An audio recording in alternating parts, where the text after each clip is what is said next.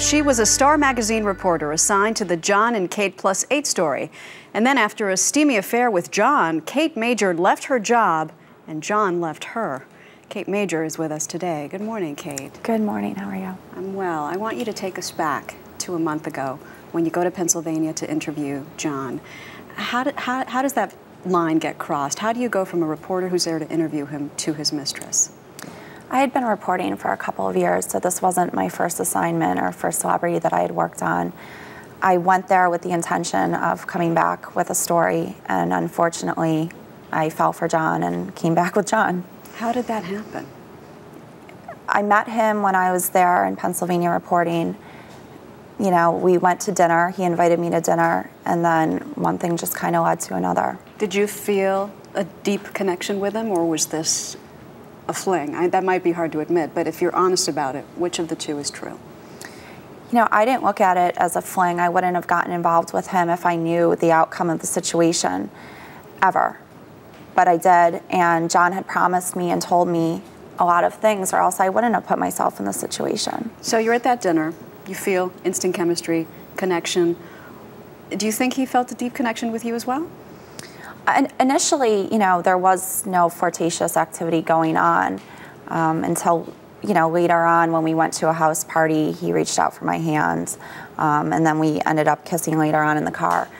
But I never planned any of it. I mean, I was looking at it as going to dinner, as that's, you know, when you're covering a story, going to dinner with the celebrity is about as close to the story that you can get. So that was my first intention. Mm-hmm. And you know, I mean, he told me a lot of things that he isn't saying publicly that he said, and it's very hurtful because now I have to deal with the repercussions of it alone. Yeah.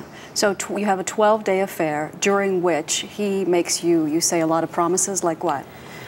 You know, before I had resigned from my job, I talked to Jon about this. He told me that it was impossible for us to be together and for me to be a reporter. I also knew that it wasn't fair to Star magazine, and, you know, I was supposed to work for him as his personal assistant, as well as, you know, be with him and also work on other lines that he had coming up. So you thought all this was going to happen. You resigned from Star magazine expecting it to turn out that way, and then what happens? Does he dump you? No, I mean, even after he said that he publicly couldn't be with anyone, after he told me that he broke up with Haley, I figured, you know, it was for the show, it was for his family, it was for the kids. I didn't think that it would turn out with him going back to Haley. He's back with Haley. We're talking about 22-year-old Haley Glassman, who has had a few words of her own about you. Let's take a listen. I'd like to hear your reaction. I know what Jon tells me, and I know him. You know, she's cuckoo, cuckoo. That's gotta hurt.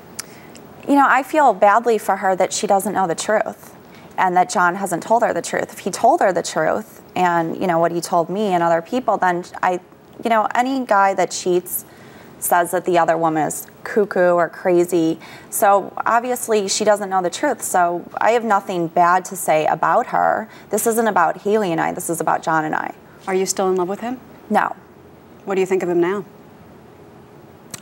You know, I don't have a lot of respect for him. I think he handled the situation very poorly. He did not act like an adult or a grown man or a father. And, you know, it's sad. I think the fame has just gone to his head, and he's on some, you know, bachelor romp or whatever you want to call it. But you cannot treat people. It's not fair to me. It's not fair to Haley. It's not fair to his ex-wife, his kids, or anyone else involved in the situation. Lastly, I want to ask you if you still have journalistic aspirations and whether you think that could still be a career for you. Of course. I loved my job. I worked really hard at it when I was in Los Angeles and again in New York. You know, I have a degree. I'm not some stupid girl. This wasn't my first assignment. Yes, I crossed the line, and I should have known better. But now I just have to admit what happened, and, you know, I've been truthful all along, and Jon has not, and move on with my life. Everything, I believe, happens for a reason, and, you know, the worst thing that you can do is sit there and lie.